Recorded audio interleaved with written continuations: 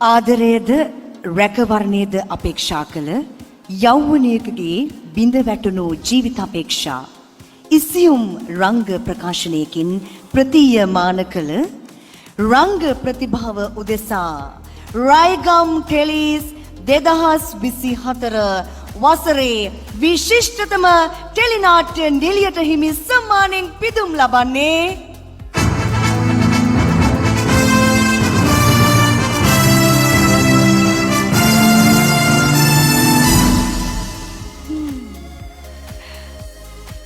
ජාතික රූපවාහිනී විකාශය වූ වියලි ටෙලිනාට්‍ය මාලාවේ මාලාගේ චරිතයට අනුප්‍රාණය දුන් තාරින්දි ප්‍රනාන්දු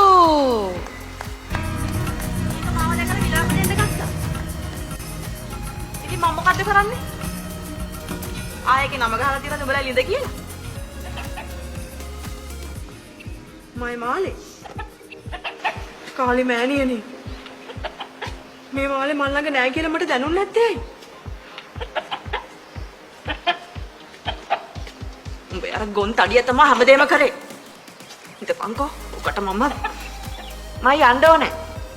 වතුරේ ගෙනියන්න ආපු ගම.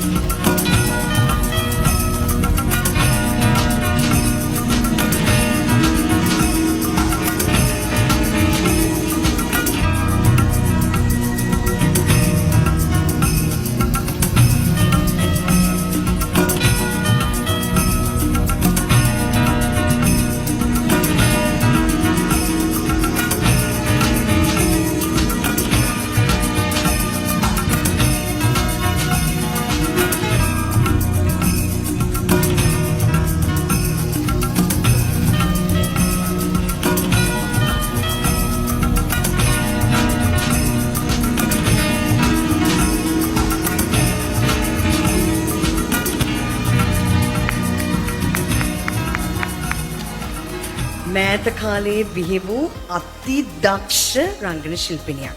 මේ සම්මානය තවත් ඔබේ රංගකාරයට හයියක්. එහෙම නේද? ඔව් මට පොඩි වෙලාවක් දෙන්න. මට ගොඩක් සතුටුයි. මොකද වෘත්තීය රංගන ශිල්පිනියක්ව සම්මානනීය රංගන ශිල්පියක් කියන තැනට ඔසවලා තියන්නේ මගේ ආදරණීය ප්‍රේක්ෂක ජනතාව.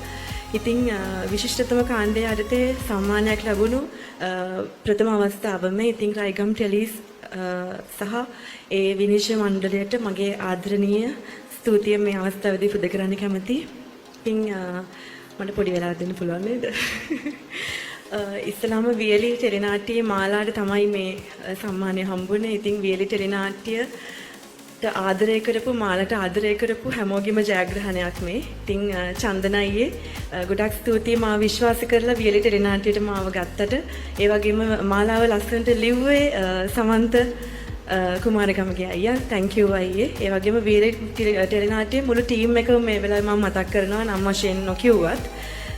තව විශේෂ කාරණයක් තියෙනවා. රංගන ශිල්පිනියක් විදිහට මාව මිනිස්සු අතරට මුලින්ම අරගෙන ගිය අධ්‍යක්ෂකවරයා සඳුල් රාජකරුණ මහත්මයා මතක් කරනවා.